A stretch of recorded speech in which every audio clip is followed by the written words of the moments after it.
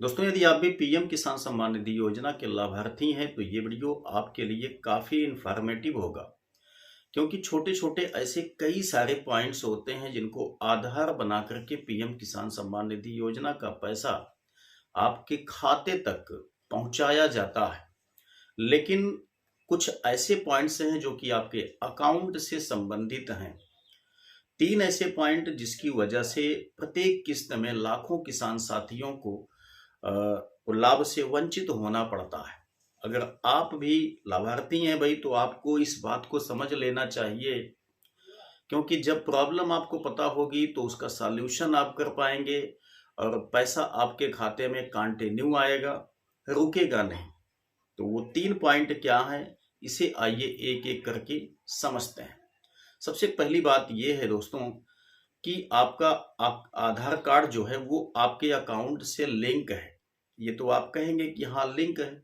आप कहीं पर भी फिंगर से पैसा निकालने जाते होंगे तो पैसा निकल भी आता होगा। लेकिन कुछ ऐसी सिचुएशन आ जाती है जिसकी वजह से आपका आधार कार्ड आपके अकाउंट से डीलिंक हो जाता है। कभी आपने भी इसको फेस किया होगा। आप किसी जनसेवा केंद्र पे यानी सीएसपी सेंटर पे गए होंगे पैसे को विड्रॉल करने के लिए या अकाउंट को चेक करने के लिए। तो जो सीएसपी सेंटर वाला होता है वो आपका फिंगर लगवाता है। फिंगर लगवाने के बाद आपको बताता है कि आपका आधार कार्ड आपके अकाउंट से लिंक ही नहीं है। जबकि आप उसको जवाब देते हो कि हम तो अपने इसी अकाउंट से कई बार आधार कार्ड से पैसे निकाल चुके हैं और लिंक है, इसमें कोई प्रॉब्लम नहीं है। तो बिल्कुल सही बात है, लिंक है। लेकिन सर्वर इशू की वजह से कभी कभी होता यह है कि आपका आधार कार्ड आपके अकाउंट से डीलिंक हो जाता है। और सोचिए कि जिस टाइम पैसा पीएम किसान सम्मान निधि योजना का रिमोट का बटन दबा करके भेजा जा रहा है, उसी टाइम यदि आपका आधार कार्ड आपके अकाउंट से डीलिंक हो जाए तो पैसा क्या आपके खाते में आएगा? मान लेते हैं कि अगर उस डेट में डीलिंक हुआ है तो कोई बात नहीं है, क्योंकि पैसा जो होता है पीएम किसान का वो 1 2 दिन 3 दिन में भी आ जाता है। ठीक है ना? तो अगर 1 2 दिन 3 दिन सर्वर का इशू आ गया बैंक में तो इस केस में भी पैसा आपके अकाउंट में नहीं आ पाएगा। और इस प्रॉब्लम का जो सामना है वो लाखों किसान प्रत्येक किस्त में करते हैं। तो भाई इसका सॉल्यूशन क्या है? तो देखिए, ये चीज आपके हाथ में बिल्कुल भी नहीं है।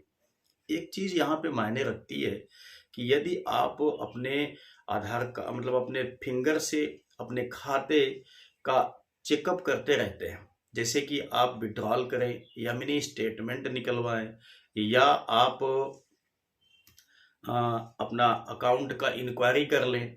ठीक है, तो इसमें क्या होता है कि सर्वर का मैनेजमेंट बना रहता है।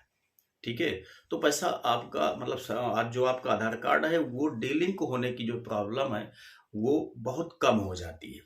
तो आप चाहें तो ये आइडिया अपनाएं। आपका जो आधार कार्ड है वो आपके अकाउंट से लिंक ना होने पाए और पैसा आपके खाते में कंटिन्यू आए। जो दूसरा मेजर पॉइंट है वो ये है कि बहुत सारे किसान साथियों का अकाउंट ओपन है, उनका एनपीसीआई लिंक है, लेकिन डीबीटी इनेबल नहीं है। अब डीबीटी भी आपका कभी कभी सर्वर की वजह से डिसेबल हो जाता है। तो आपको इसे भी चेक करते रहना चाहिए। यदि डीबीटी आपका डिसेबल है तो भाई पैसा आपके खाते में आएगा ही नहीं।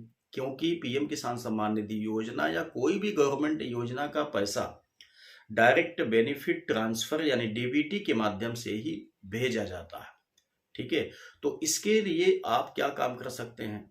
आप चाहें तो बैंक चले जाएं, ब्रांच, वहां से आप पता कर सकते हैं कि आपका जो अकाउंट है वो डीबीटी के लिए इनेबल है कि नहीं है। या तो आप सीधा एनपीसीआई के वेबसाइट के माध्यम से भी आप चेक कर सकते हैं कि आपका जो अकाउंट है वो उसमें डीबीटी इनेबल है कि डिसेबल है। यदि आप नहीं चेक कर पा रहे हैं तो कमेंट कीजिए, उसके लिए मैं आपको वीडियो प्रोवाइड करूंगा जिसको देख करके आप आसानी से चेक कर पाएंगे। जो तीसरा मेजर पॉइंट है दोस्तों, इसको लेकर के भी किसानों को बड़ा परेशान मतलब परेशानी का सामना करना पड़ता है। वो क्या चीज है? होता यह है कि किसान साथी 5 5 6 6 महीने 7 7 महीने अपने अकाउंट को बिल्कुल भी नज़रअंदाज कर देते हैं, अकाउंट से कोई लेन देन करते ही नहीं। तो इस केस में कुछ गवर्नमेंट के नियम के अनुसार कुछ बैंक क्या काम करते हैं, अकाउंट को फ्रीज कर देते हैं, अकाउंट इनएक्टिव हो जाता है। जब अकाउंट इनएक्टिव हो जाता है तो इस केस में भी जब पैसा भेजा जाएगा पीएम किसान सम्मान निधि योजना का, तो पैसा आपके अकाउंट में बिल्कुल भी नहीं आएगा। तो ये आवश्यक है कि आपका अकाउंट रेगुलरली चलता रहे, यानी कि लेन देन उसमें होता रहे, आपका अकाउंट इनएक्टिव ना होने पाए, आपका अकाउंट एक्टिव रहे, तभी पीएम किसान सम्मान निधि योजना का पैसा आपके खाते में आएगा, अदरवाइज नहीं आएगा। ठीक है ना। तो यदि आपका अकाउंट इनएक्टिव मोड में है तो उसे आप केवाईसी करवाइए, जिससे कि आपका अकाउंट फिर से एक्टिव हो जाए और आप आसानी से उसमें पीएम किसान सम्मान निधि योजना का पैसा ले सकें। क्योंकि भाई जिस भी अकाउंट में आपका एनपीसीआई लिंक होगा उसी खाते में पैसा आपका हमेशा आएगा।